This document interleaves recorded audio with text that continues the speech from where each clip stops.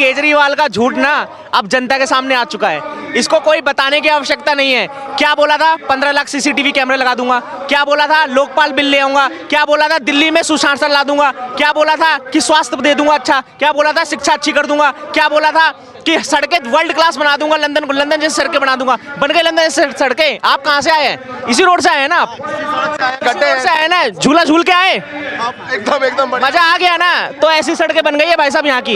ये बगल में विधानसभा है, मुस्तफाबाद विधानसभा। यहाँ से हाजी जी जीते थे इनके, हाजी जी जीते थे। हाजी जी को जिताने के बाद इसका एक भी बार रोड का विकास नहीं करा, एक भी बार रोड नहीं बनाती। इधर वाली विधानसभा पे फंड नहीं देते, वो इधर वाली विधानसभा में डालते हैं। आप बिष्ट जी को फंड देंगे तब ना वो काम करेंगे भाई साहब। जब आप फंड ही नहीं देंगे बीजेपी विधायक को, देखिए राजनीति का स्तर होना चाहिए।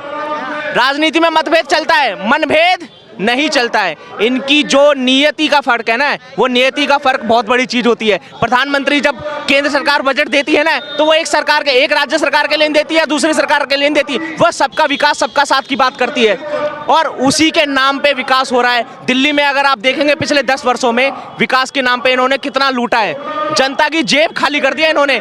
पानी कहते थे पानी पी लेना, ओख लगा के पानी पी लेना। कौन सा मेरे भाई यहाँ बैठे हैं, कौन बता देगा ओख लगा के पानी? भाई आप ओख लगा के पानी पीते हो टंकी में? भाई वो पहली बात है, ओख लगा के पानी पी रहे हो?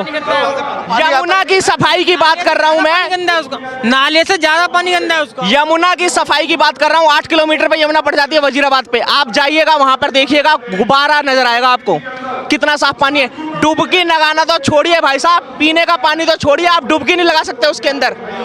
पिछली बार मेरे भाई बैठे हैं यहाँ पूर्वांचल के कई लोग, मैं भी पूर्वांचल समाज से आता हूँ। वहां पर आप जाएंगे ना, हम लोग छठ नहीं मना पा रहे पिछले 5 वर्षों से। उसका कारण क्या है?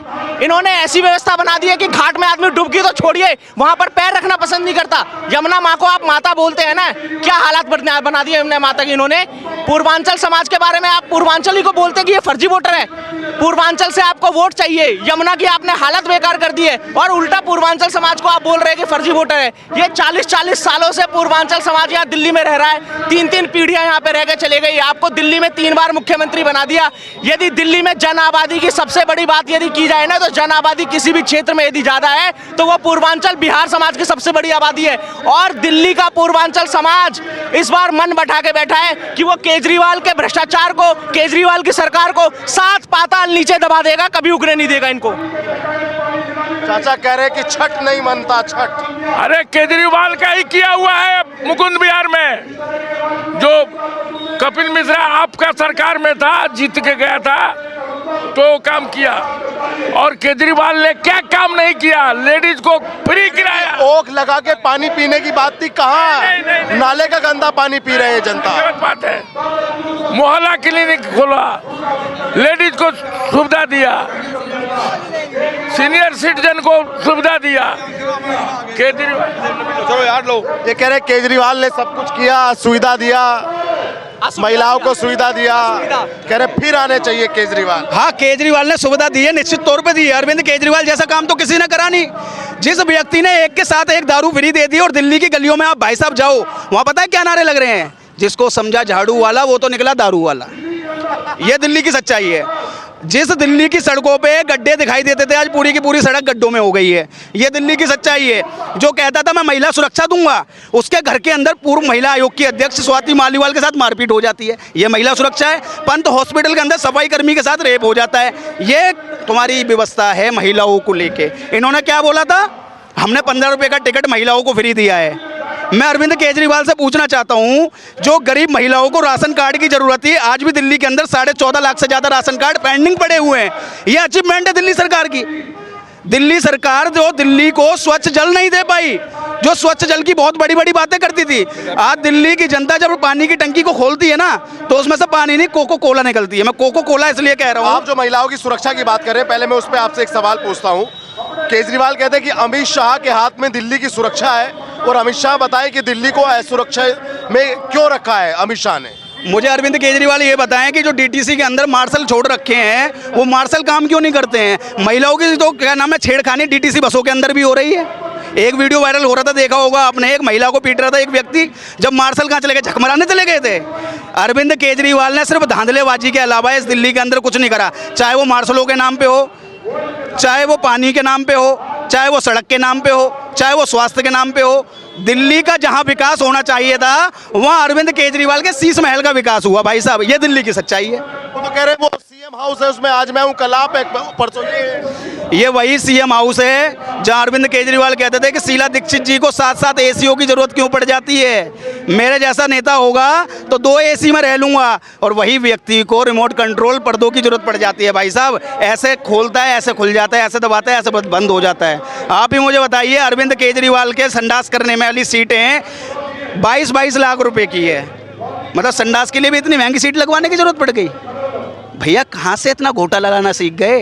एक तो चोर हुआ करते थे पहले के, ये तो पढ़े लिखे चोर हैं भाई साहब, पढ़े लिखे चोर, लिखे पढ़े चोर है एकदम है। तो क्या लगता है आपको दिल्ली में इस बार अरविंद केजरीवाल को इस भ्रष्टाचार का सामना करना पड़ेगा और जीत नहीं हार का सामना करना पड़ेगा? देखिए, अरविंद केजरीवाल के बारे में मैं बता ही चुका हूँ कि जिसको समझा झाड़ू वाला वो तो निकला दारू वाला। तो ये दिल्ली की जनता नारा लेके आज चल रही है। आज दिल्ली की जनता जो कुछ मांग रही है ना, वो मांग रही है हमारे मंदिर सुरक्षित रहें, हमारे पुजारियों का सम्मान हो, और जो जहांगीरपुरी और भी क्षेत्र, मुस्तफाबाद, जाफराबाद, सीलमपुर जैसे क्षेत्र हैं, वहाँ अगर हमारी धार्मिक यात्राएं निकलती हैं तो उस पर किसी प्रकार की पत्थरबाजी ना हो। अगर पत्थरबाजी होती है, कोई दंगाई पकड़ा जाता है तो उसके घर पर बुलडोजर चले। कौन सा वाला बुलडोजर? बाबा का बुलडोजर।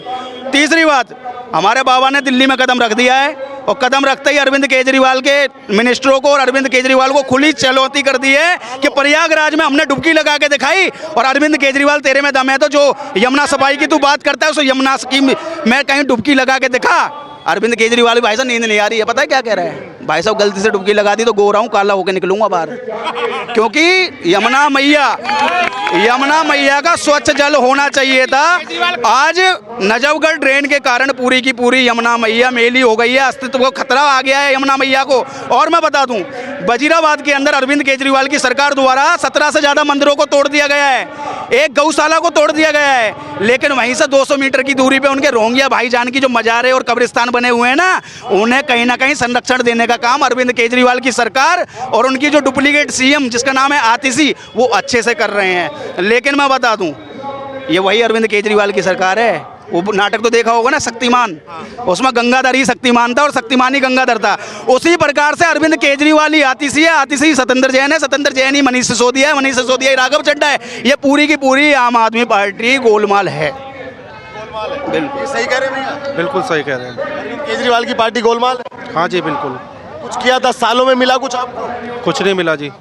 सस्ती लाइट, पानी, बिजली, कुछ जो खर्च करेगा तो उसका तो हर्जाना भरना पड़ेगा हमें ही, जैसी बात है। फ्री का वो कहते हैं कि फ्री की लाइट है, दिल्ली में तो है फ्री या नहीं? नहीं, फ्री सबके बिल आ रहे, सबके बिल आ रहे, मेरे 4-4 हज़ार के बिल आ रहे, कुछ फ्री ना है।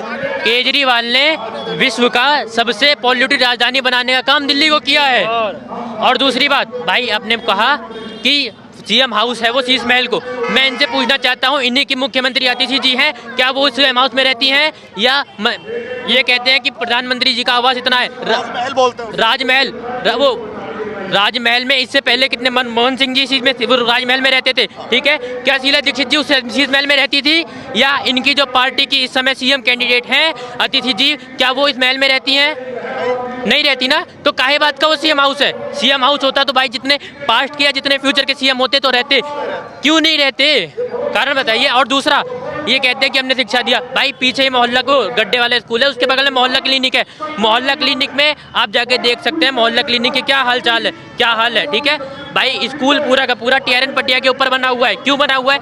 अरे यार बच्चे हैं भाई, एक एक बैच में कितने बच्चे पढ़ते हैं, एक पट्टिया सरकते के साथ ही पूरा स्कूल गिरेगा नीचे। तो इस बार आपका वोट है? बिल्कुल है भाई। तो क्या मुद्दा रहेगा आपके लिए वोट? भाई शिक्षा बिल्कुल नहीं है, स्वास्थ्य के मामले में कुछ भी नहीं है, महिलाएं सुरक्षित नहीं है, इनकी खुद की कार्यकर्ता श्रेणी, जब तक वो कार्यकर्ता आम आदमी पार्टी में थी तब तक वो अच्छी थी, राज्यपाल की मेंबर नहीं होती तो क्या वो जिंदा बच जाती? स्वाति मालीवाल जी अगर राज्यपाल की मेंबर नहीं होती तो जिस तरह वो पीटी थी, क्या वो जिंदा बचती? आप बताओ भैया, इस बार दिल्ली में क्या बदलाव है? जय श्री राम, इस बार बदलाव होगा 100%। हमें योगी जैसा मुख्यमंत्री चाहिए जिसपे एक भी केस नहीं है भ्रष्टाचार का। और अपने जो केजरीवाल जी हैं, ये तो बार बार जेल में जाते रहे फिर कहते हैं मेरे में कोई केस नहीं है। वो कह रहे हैं मोदी जी भेज रहे हैं यार हमको जेल। मोदी जी ने भेज रहे भाई, वो अपनी कर्मी से जा रहे हैं, जो जैसा करेगा ऐसा भरेगा। आपको लगता है कि शराब घोटाला हुआ है? 1 करोड़% हुआ है, एक के साथ 2 फ्री दिए हैं केजरीवाल जी ने। आपने देखे इस बार मामला साफ है भाई।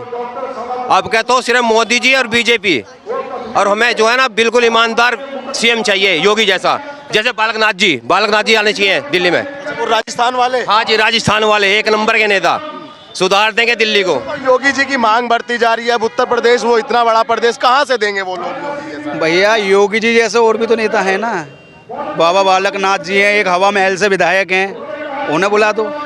मुकुंद आचार्य मुकुंद जी, उन्हें बुला दीजिए, वो संभाल लेंगे। और एक छोटी सी बात ये है, देखो आज दिल्ली के हालात ये बन चुके हैं कि जब आप सीलमपुर मुस्तफाबाद जैसे क्षेत्रों से जाते हो ना, तो अगर रात के 12 आपको बज गए तो आप वहाँ से जिंदा नहीं आएंगे, या तो आपको चाकू मार दिए जाएंगे, या आपके पास में पैसे मोबाइल जो भी होंगे सब छीन लिया जाएगा। उसका कारण पता है क्या है? इस अरविंद केजरीवाल ने जितना जोर रोहिंग्याओं को बसाने में, घुसपैठियों को बसाने में दिया ना, इतना जोर अगर भारत में विकास, दिल्ली में विकास के लिए दे देते ना, तो आइए दिल्ली भी सेफ होती और दिल्ली के नागरिक भी सेफ होते। लेकिन अब तो ऐसा यहाँ घोटाला करके आए ये, अब तो देखा जाए तो अरविंद केजरीवाल खुद सेफ नहीं है। क्या इस बार क्या लगता है भाई आपको? लगने वाली क्या बात है, आपकी यहाँ की जनता को देख के क्या लग रहा है? ये तो भारतीय जनता पार्टी पूर्ण बहुमत के साथ यहाँ पे सरकार बना रही है।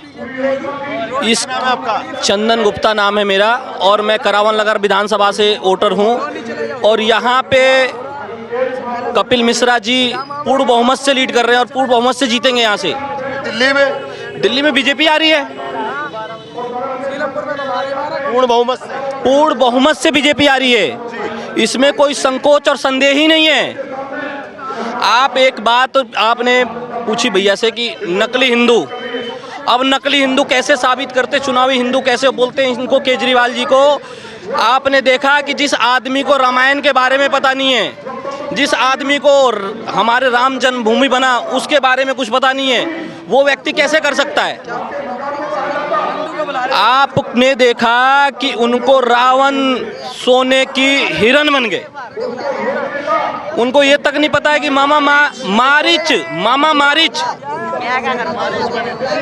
मेरा एक सवाल आपसे ये है कि यहाँ पे जो प्रत्याशी खड़े हैं कपिल मिश्रा, इन पे आरोप लगता है कि दिल्ली दंगा जो कराया वो कपिल मिश्रा ने कराया, वरना आग ना भड़कती। तो जो बदनामी का धब्बा है जो भाजपा वाले उस तरफ धकेलते हैं, और वो कहते हैं कि वो उस तरफ नहीं, वो इस तरफ है धब्बा। देखिए पहली बात तो ये है कि जो लोग कपिल मिश्रा भाई पे आरोप लगाते हैं, मैं उन लोगों से पूछना चाहता हूँ कि कपिल मिश्रा ने किसके घरों को जलाया था, या कपिल मिश्रा ने किसके घर से किसी मुस्लिम व्यक्ति को निकाल के उसके चाकू मारे थे? लेकिन ये बात सच है कि आम आदमी पार्टी के निगम पार्षद ताहिर हुसैन ने अपने घर से पेट्रोल बम फेंकवाए थे, उन्हीं के घर के नीचे IB ऑफिसर अंकित शर्मा की हत्या हो गई थी, और वो व्यक्ति अगर दिल्ली दंगे में सम्मिलित नहीं है तो वो कैसे दोषी पाया जाता है? आप ही मुझे बताइए कि कपिल मिश्रा भाई पे किसी प्रकार का कोई भी एक आरोप तय हुआ हो, कोई FIR हुई हो? उन्होंने साफ शब्दों में कहा कि जिस प्रकार से तुमने ये रोड घेर रखे हैं, ट्रंप जी के जाने तक का वेट कर रहे हैं, उसके बाद हम भी रोड पर बैठेंगे।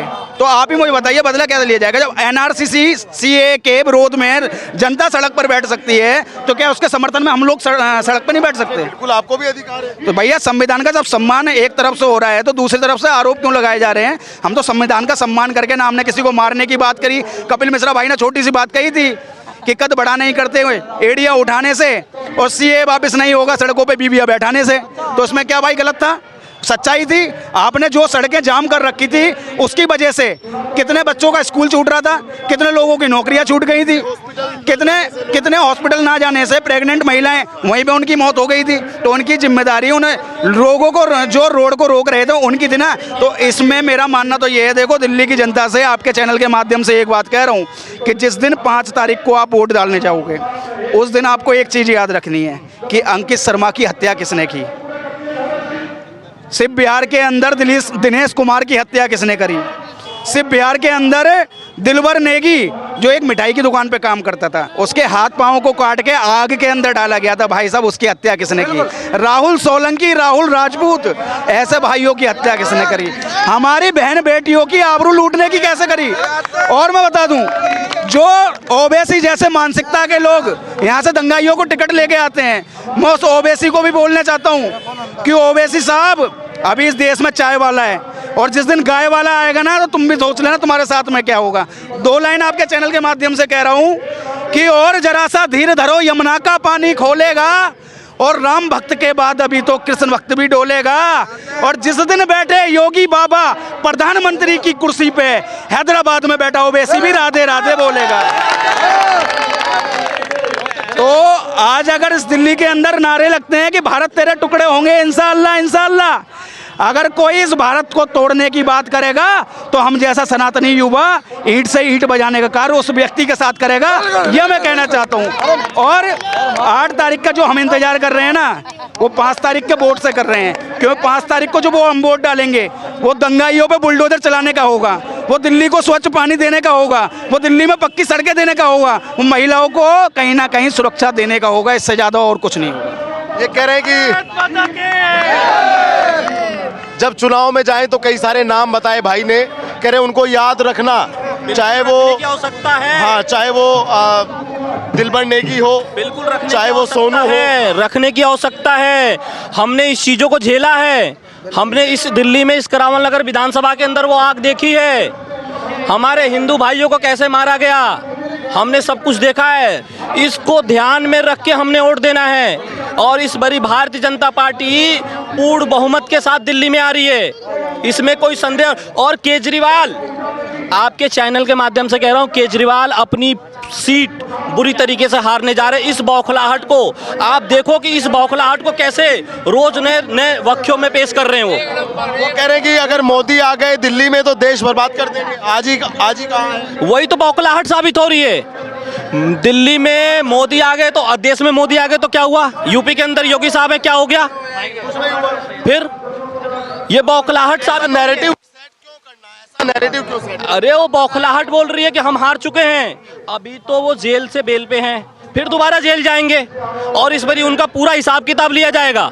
भारतीय जनता पार्टी 8 तारीख को आ रही है, 8 तारीख के बाद उसके बाद उनका हिसाब किताब। जनता पार्टी जिंदाबाद। क्या नाम है? राहुल। ये केजरीवाल कह रहे हैं कि केजरीवाल को वोट दो, झाड़ू को वोट दो। केजरीवाल को वोट दो। केजरीवाल को वोट देना है या भाजपा को वोट देना है? केजरीवाल को वोट देना है, फूल को जीतेगा उधर फूल। तो ये लोगों की राय है, आपने सुनी, जरूर आप भी अपनी राय रखिएगा। और दिल्ली चुनाव देखने के लिए द न्यूज़पेपर को सब्सक्राइब कीजिएगा और जुड़े रहिएगा। फूल ही जीतेगा, फूल, कुछ भी हो जाए।